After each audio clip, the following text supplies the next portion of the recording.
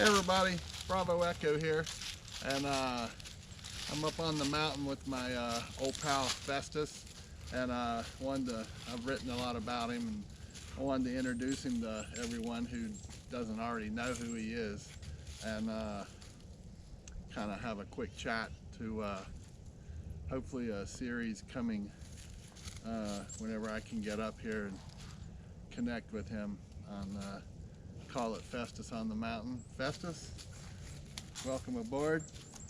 It's my preparedness buddy, my brother, my confidant, my keeping me sane and from falling off the deep end, and my 10:59 p.m. texting partner, and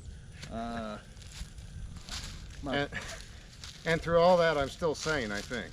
and he still actually allows me to come visit him, so it's not all bad.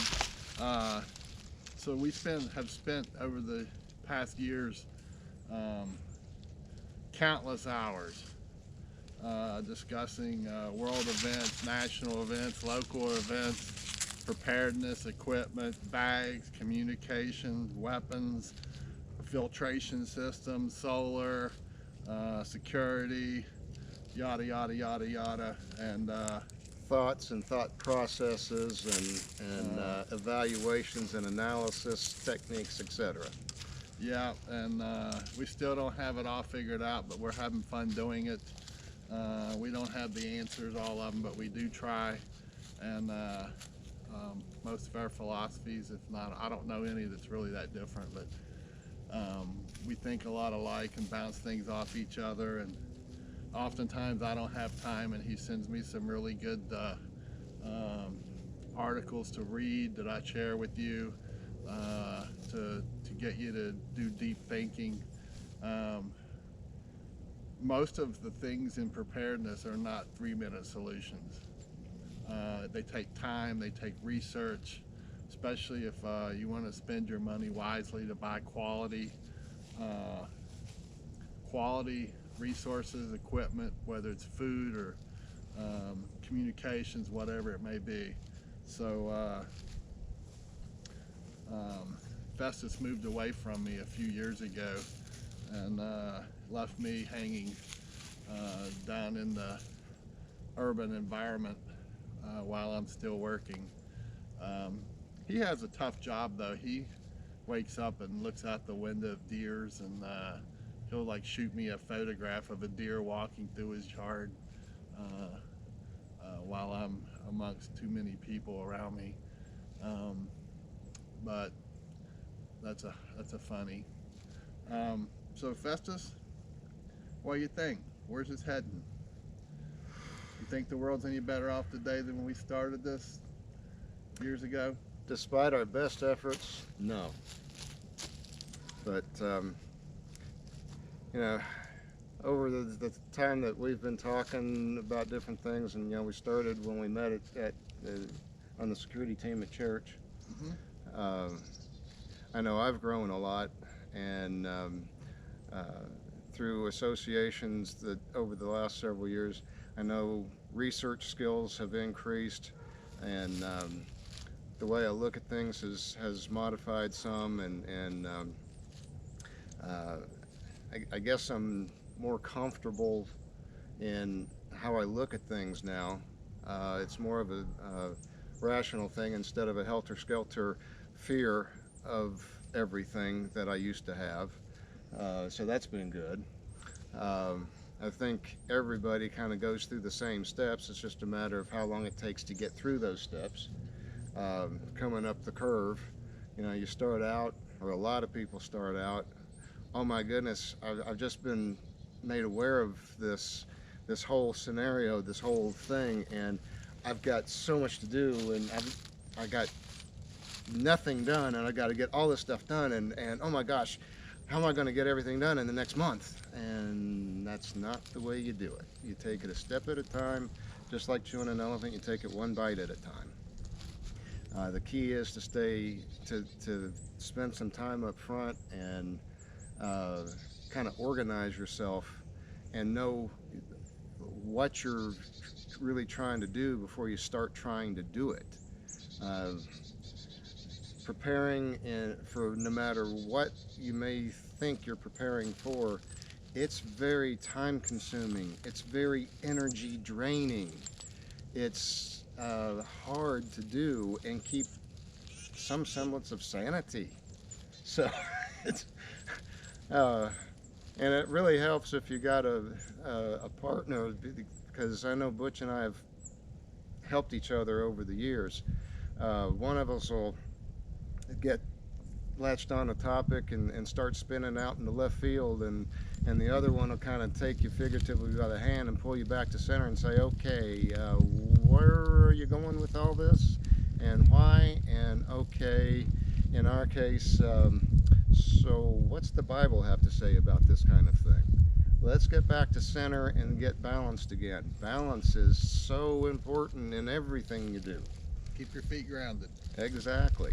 It's very important, and it is so easy to waste so much time and energy and money if you're not don't have a game plan established and gain some knowledge before you start spending the money and the time. It's so important, and it's so hard to do that because you want to get stuff done in a hurry. I remember several years ago, we were trying to help a few people, and it was like, you're doing what? You spent how much? You bought how many? And And they let you buy it? at one time, and you do realize that what you just did was advertised to everybody in the store what you're doing. I mean, You needed a forklift to load how much? that was Thousands. Thousands. thousands of dollars, yeah. Yeah. And But the thing is no criticism of the individuals. nope, none intended It at all. was they had fear, they were worried, and they at the time had the means to go do it. Yep. And without a lot of questions or research, they simply took that step, and they bought before there was a lot of thought. So no harm, no foul. I'm sure today they would probably maybe do it a little bit in phases, maybe. So, but it was a great lesson. I actually referred to that topic a little bit in the Hope for Survival book. But you know, we've all been down that road. We can all, well, some folks can't laugh at things they do, but part of staying sane is remembering at times of the insanity of maybe some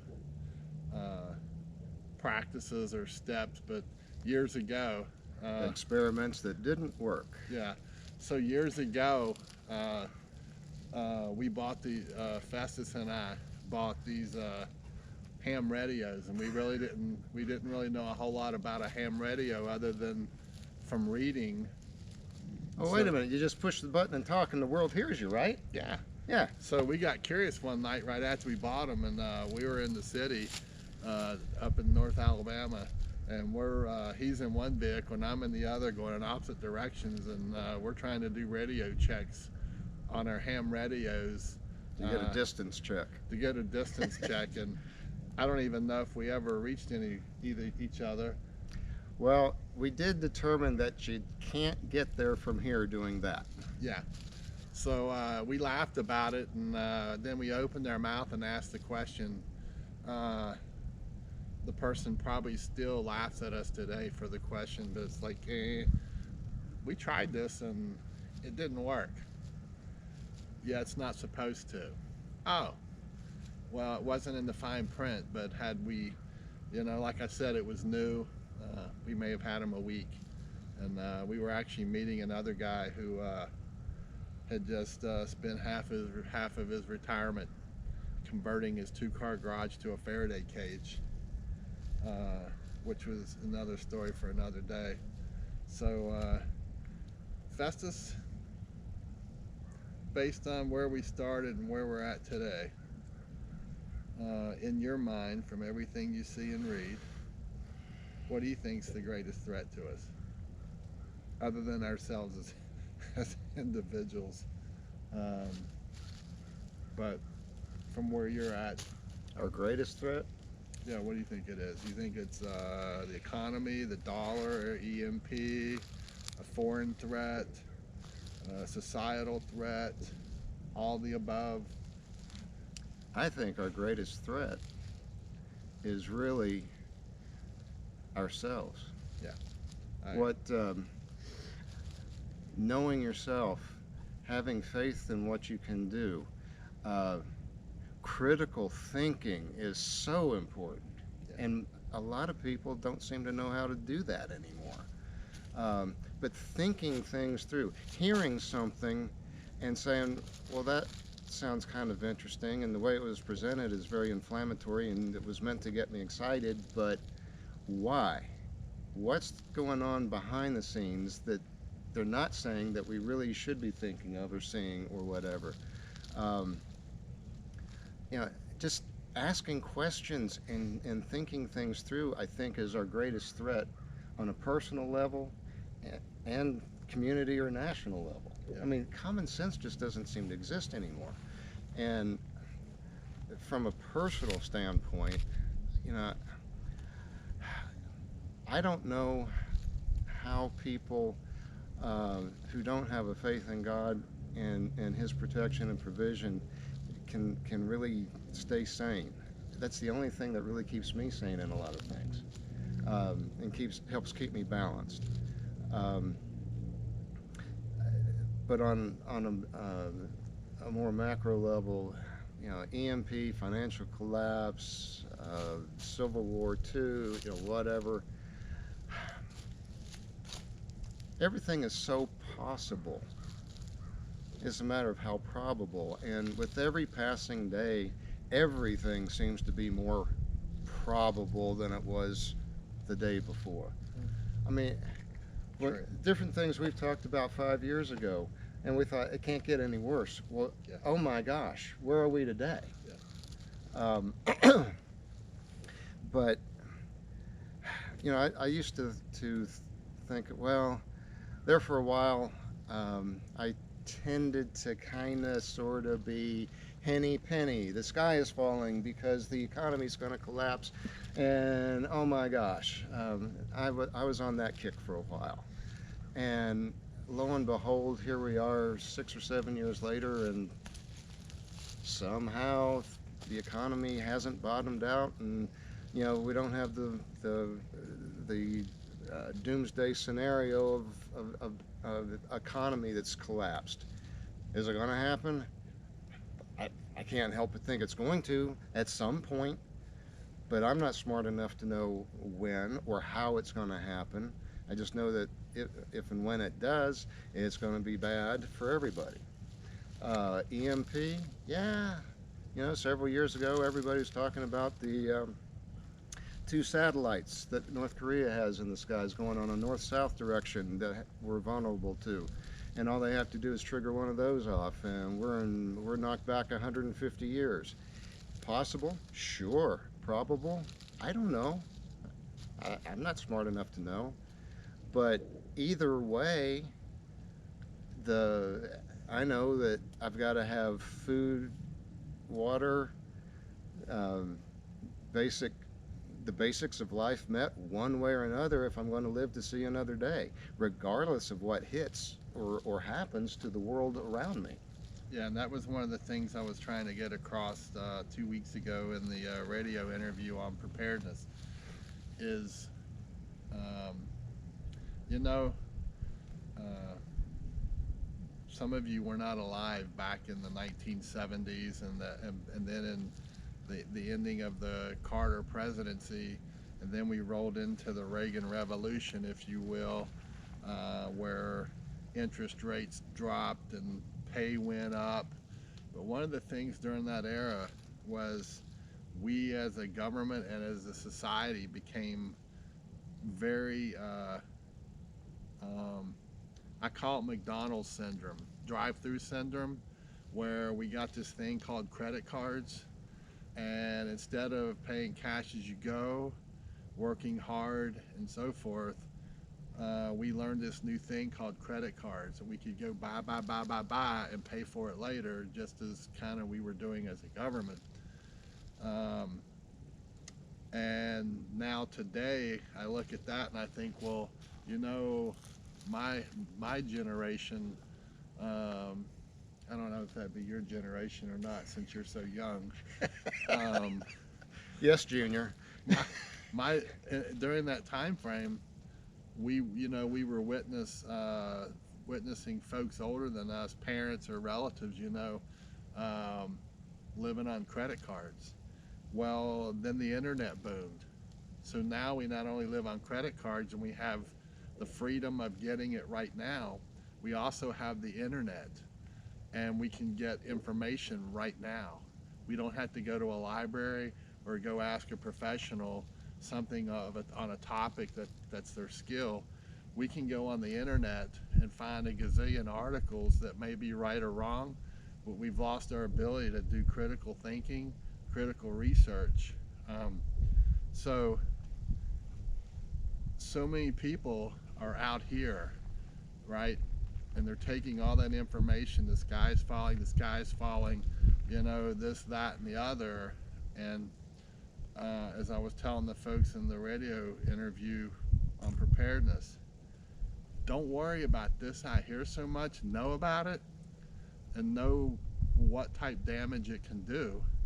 But you need to focus right here. You need to focus, because no matter what happens out there, you've got to have food, water, shelter, and the means to protect your family and your resources, right? And to adjust seasonal depending where you're at. And the most important thing is you got to address your spiritual, your physical, and your psychological well-being as an individual, right? So if you're grounded in those three areas, then